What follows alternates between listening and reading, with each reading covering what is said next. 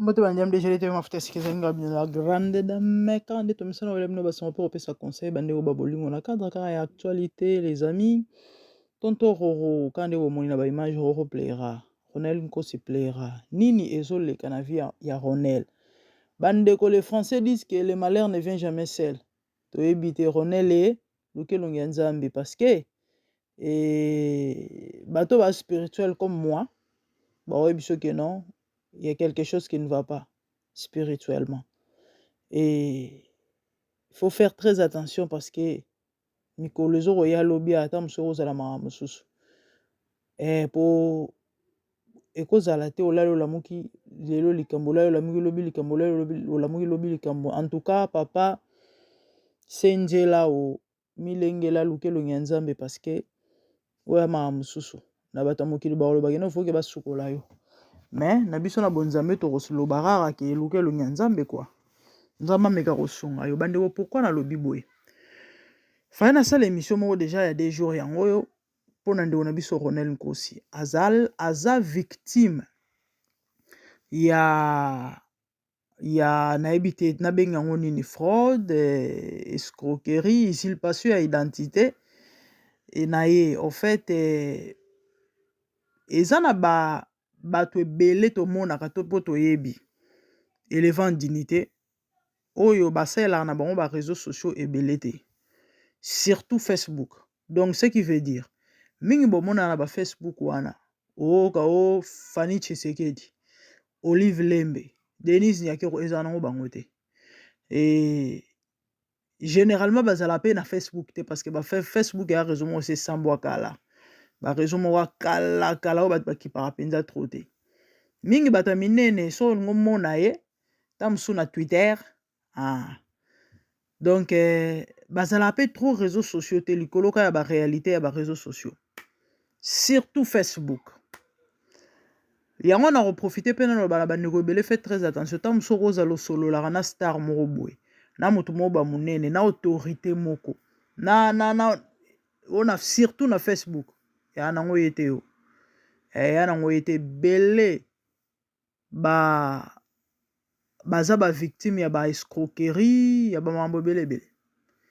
Ngana timbela mambo bato belé na zana bango ba mi même na ba Facebook wana to solo la na yebi na ngake no o eza na Olive Lembe te.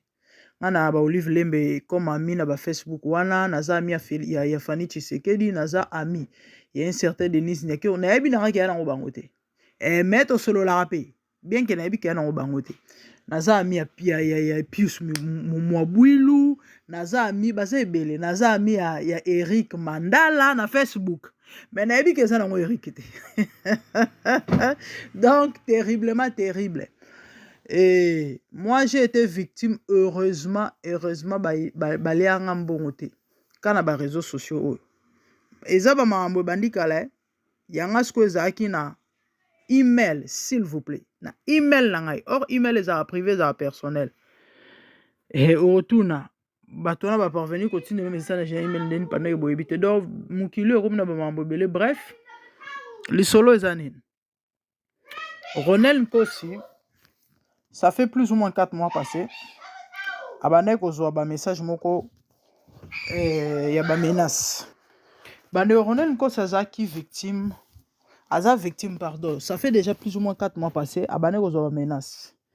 Ya ba bilo moko diger zela to relaxa yo musana olinga basi na biso ba bilo mo ba bongo ya ba bongo. En fait na mukuse to ke nango rapide juste pour toper sa message et lo nini ezoleka to pe lekaki.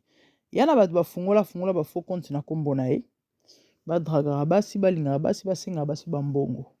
Bino boyebi basi ebele ya ba congolaise surtout ba lela ba artiste surtout basi ya poto. Baza faible côté wana blague te mais il s'agit ka basi ya poto te même na Afrique. Et ebele bato baza koliaka bambongo na kombo Ronel asololaka. Ba anonyme ngo en fait ba miyibi yango ba solo na ba basi ebele. Et ça les que moko a comme plus loin que n'est plus loin apporter qui même plainte. Porter Ronel plainte et ba preuve azaki nango ezaya ba conversation wana et na profil photo pe ya Ronel bi comme maman ezala fungola nini face nini compte bona komba mutu chape photo na ba blo wana ezala ebele. nga na yebi mutu mo afungula Facebook na photo na nga matie kombo ya mutu mususu et un certain ce qui prophète. En fait c'est compliqué kombo mo akomane kimi ngai ka bato ba ko signaler nga mère tala nzamba lola na komela inbox na tala na pardon na malembe longola photo na nga na yebi te a répondre pété na yebi te. En fait c'est compliqué ba biloko wana ezala trop surtout so za mutu mo munene. Et beaucoup de gens bisent et belé pe bazwa pe ba mpiodi na bango bazwa pe ba jibie na bango na ba piège wana balia pe bambongo. Excuse, combien de personnes banginda to pe balia bambongo na komba Moïse Mbiye, surtout na komba Moïse Mbiye. Na Facebook ba Moïse Mbiye ba ata 50. Tala bambiye belé. Combien de basi ya poto ba se faisait arnaquer. Période moko yinda ka Moïse Mbiye zo lia basi bambongo zo lia ezala Mbiye batote. Vous croyez vraiment Moïse Mbiye modèle azawana kana ki Mbiye na modèle azaela kande bongone na musika na mwa balolendo na yo na ba fier na yo na vraiment ko kita si bas na niveau ya kosenga basi bambongo. C'est vrai aza soki à l'équipe mukilo na mbongo te mais il a l'argent. Dieu l'a béni. Ouais, Dieu l'a béni. Pour Bible zoloba muto ozwaka epesa mele na lola to loba kaka nzambe muto apesi yango. Donc tout ce que les gens peuvent dire, oh, escroquerie, boye, Dieu l'a béni. Anambongo. Donc, à quoi kende ko sa ba biloko wana te. Et bien que ça na bato belé, ba fungola ba compte na kombo na ye, ba lia basi bambongo, ba sakana na bato don na ninga osakana te surtout ya poto. Combien de bato tomba ba victime? 5 000, 3 000, 7 000. On a tindra mo yo et puis bato musu bazaka mayele te. Comment yo solana Moïse Mbiye? Asenyo mbongo. Et comme tant au la transfert bon wana zozi biso ochango na kombo ya mutu mususu oza Moïse Mbiye était plus grave. Bon wana transfert na aussi na West Afrique na Congo te mais na Nigeria na Benin na soki wapi na bato basala rango parce que mingi bato basala ba biloko wana eza mingi ba West Africain ou bien bato bazana bamboka na misusu ya misika ou bien ba Congolais misusu bazaza éparpillé partout dans le monde entier et mutu pas zui mbongo akikocha. C'est compliqué, mambo eza mamingi eza passé. Donc babiloko wana esalemaka mingi yango nalobaki na osala émission mpona yebisa bino bandeko faites très attention na ba arnaque na ba réseaux sociaux bakombo ebele bomonaka osongolo parla surtout bato minene ezalaka nango bango te ezalaka nango bango te. Donc on a baporta qui est plainte Dieu merci à se défendaki et ba preuve abimisaki pe ba preuve o ba mona ipenza ke no eza nango yete mwana batu et message bozo mona wana bi photo totie to coller wana ezali onde kwa salaki pona ko dénoncer comment est-ce que eza yete azande victime eza na bato ba fungoli ba compte na kombo na ye sans que ya yeba ba ko sala ba aventure wana yango na lobaki na roya na sala émission na ba mino bandeko bokeba. Surtout bino bokufelaka ba star ozala mwasi ozala mobali artiste surtout mingi ya bana mibali bana basi bakufelaka bana mibali donc bakolia yo mbongo mama ata musuku pe basi balie yo vérifier muto sololaka na ye so ezala penza ndeko wana vérifier penza parce que technologie ekomi tellement développée il y a des ces logiciels là osola mutu na WhatsApp na vidéo mais eza nango ye te. Ah oui, pour votre information eza ye te. Donc nga ekomela ngai na eto fils ba eto fils bomona na ba Facebook on eza nango eto ya solo te nga na sina solo na un certain eto mambo na obetela bino ya ba 3 ans passé déjà ba mambo bandi lelo te nga penza côté wana nazam na lenda nazambiaka na yebi ebele nga nazwa même na ba contact ya ba acteur nigérien aocha olito na Facebook bokombe ko sola tina WhatsApp mais nango yete. Donc faites très attention technologie comme développer na niveau moko yo solana mutu na vidéo quand ça eza yete ngana sina solana eto na vidéo mais eza yete sikoyo bato yo bayebi comment ça fonctionne akotimbela koyeba soki eza ye ou bien eza yete parce que ça na ba jeu moko bo sale marawana ba jeu moko bo sale marawana tel que soki penzo solana mutu live misu ya mutu oyo solane penza ya en direct na vidéo na WhatsApp misu ezalaka normal couleur mususu sikoyo ya fake ya lokuta misu ezalaka na couleur mususu misu ezalaka na couleur mususu et moto a blink te bobi ko blink ah pardon français comment passer et ouf so na bana ko expliquer to là bref ezali kaka to lo bango na mokuse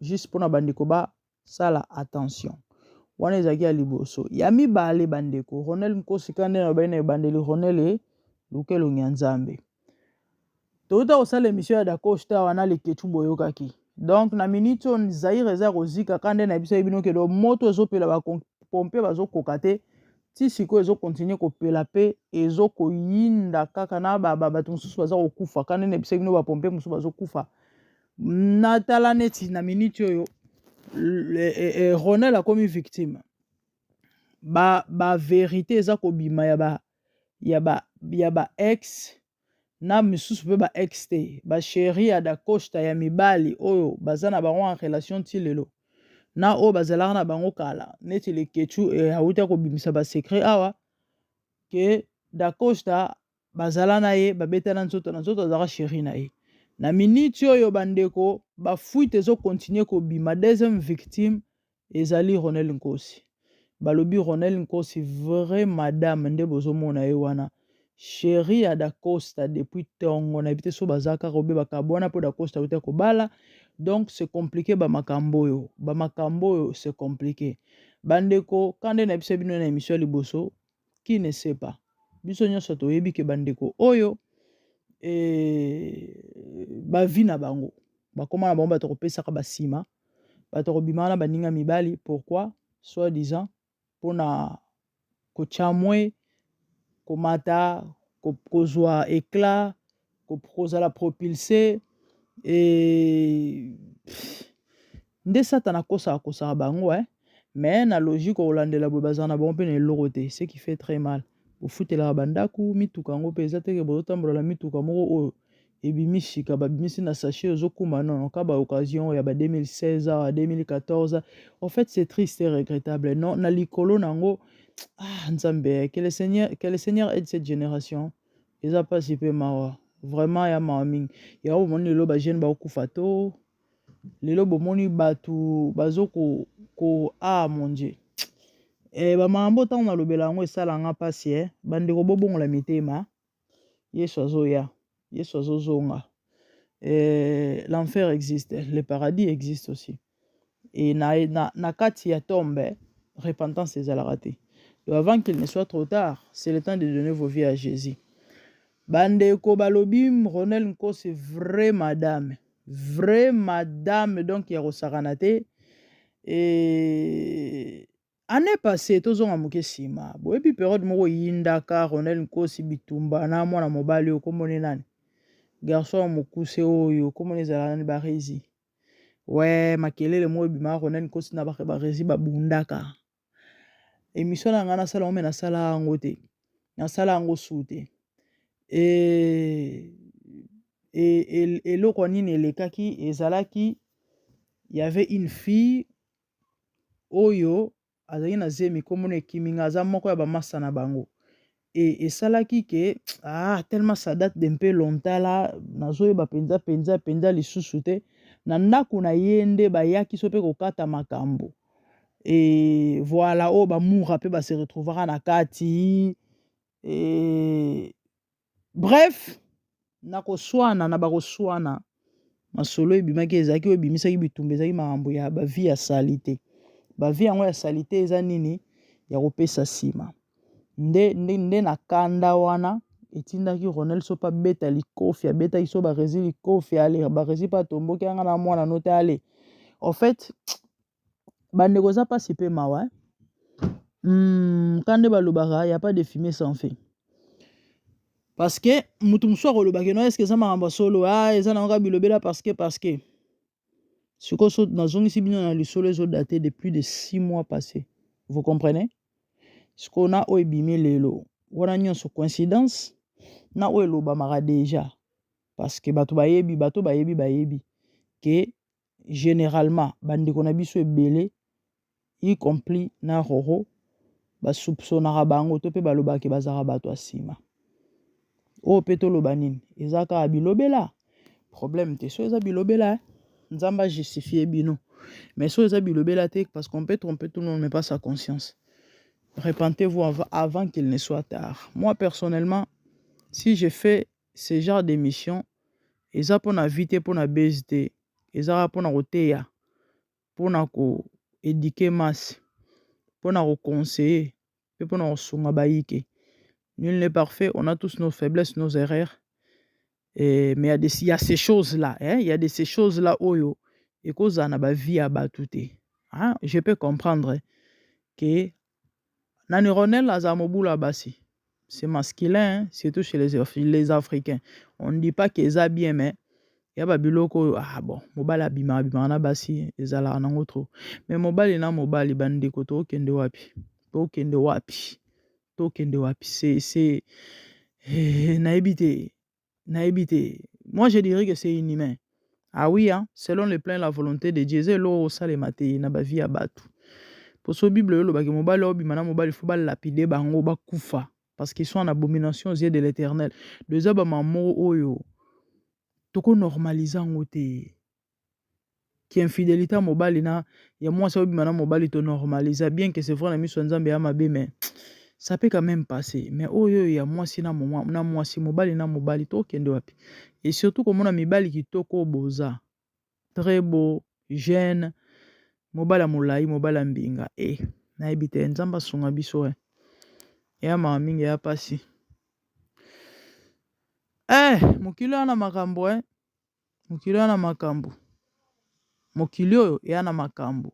Moi je préfère encore garçon mo China ane basi bakabela ye ebele bazwa pe ba vie bongo bien qu'il y a mabe mais je préfère encore ça que moi mbal mo bimana mibali pona suki pona en tout cas bane obolimbisa ngai soki ezo choquer to ezo sa pasi ezara parce que toi na posa to sunga vérité blessaka mais moi mususu olobela ngo ezate moi ko ça autre mais ezate on peut que prêcher la vérité, ou encore dire la vérité. Kapoto biksa ba âme. Ya kitorote, ya malamote. Bobi manamagambo bandeko. Vous qui faites ça, bobi manamagambo. Bobi manamagambo. Et lelo, eza sunde to zala tanga kalate, to yebaka ke bat bakufa ke ya bakoko. Mutu soko mobanga kufi, mais lelo kumina ba jeune ba mo kufa. Et ba mawa mingi eza babilo mo ba brisque oka mo accident oka mo obela mo yata molai te ono mutu akoma kokonda santé to comprendre te masumu botala Wakanda. Comment il s'appelle? Black Panther aza pelelo. Regardez comment il était Azaki si jeune, fort, vigoureux. Bondimata ko suka modèle asukelaka. Cancer soki a colonne vertébrale. Et lié n'est-ce pas ça ya mikolo. N'est-ce pas ça va se ya semaine. Muta fionu ki akonde akufia ke. Neti blague. Atiki ba millions. Vanité de vanité, tout est vanité. Ata ba mbongo na ba lokumo ngo bozui yango. Mais vous ferez quoi avec? Faire quoi avec? Bible les autres que servira-t-il un homme de tout gagner et de perdre son âme? Ozwa mbongo lelo ozwa mituka ozwa bomengo succès nde bolukaka nde bolingaka na basi balandaka ngai babengaka ngai balulaka ngai bato baapreciaka ngai na leki ngai nazongisi nasali boye c'est bien bon mais kobosana te ke okufa un jour et après ta mort okoloba na mokonzi mo nini parce que nde toyaka na mokili awa toyaka ya niongo pema tozalaka nango elobaka nango frère Patrice ezalaka ya crédit. Il faut y rendre compte. Nzamba otuno papa pe manga na pesa osa na ngonini. Ou encore mikolonga na pesa ona sena moi kati fe. Na bambulo yo sala na mokili. Il faut rendre compte. Il faut justifier. Mambo ya osa na mokili. Donc c'est compliqué. Les amis, mikolo za rotanga Bible zolo va racheter le temps car les jours sont mauvais. Là je parle pas à un individu, mais à tout le monde, y compris moi-même. Pourquoi? Parce que ma commerce pas à exception des personnes à la rater. Tango zo pointe moninga musapi yo pe musapi mo zongelo do lelo nga pe na kokufa nzamba otuna ngai so nga pe na tambola ye mabe na ozwa pe mbano bandeko tout ce qu'on peut faire on est humain quand de Paul aloba to bronchaka na bandenge belé na maloba to bronchaka na ba acte to bronchaka to abatu to robeta mabaku mais moment to vandaka o réaliser vie mokili oyo to botamaka to kolaka to nunaka to kufaka et après c'est ça mais malheureusement ebele te donc beaucoup de gens vivent ou intéressés bango eza vie à vivre lobby est lié to lia to mele puis après c'est bien mais faut koyeba qu'après la mort il y a une vie. Cette vie dépend de la manière dont l'homme a vécu sous le soleil. Otambola ndeni ovivre ndeni obongisa éternité no ndenge nini na lolenge nini na baforme nini na mamuni no yo ozosala. C'est ça. C'est ça. Les amis, c'était ça pour aujourd'hui. Ezaki une interpellation par rapport à bamambo to romona petoro yo kanzamba sungela bino papa mbolela nga bino so ezamba no liboso en tout cas. Kozangisa te kotikela biso mo libone mo like et ça la bien et moi commentaire si gestion toyoka na biso. To comme na biso na suka nzamba mo na bino papa mbolela nga bino. Quant à moi na moni mino mbala sima de bonnes choses à vous, merci, au revoir, bye.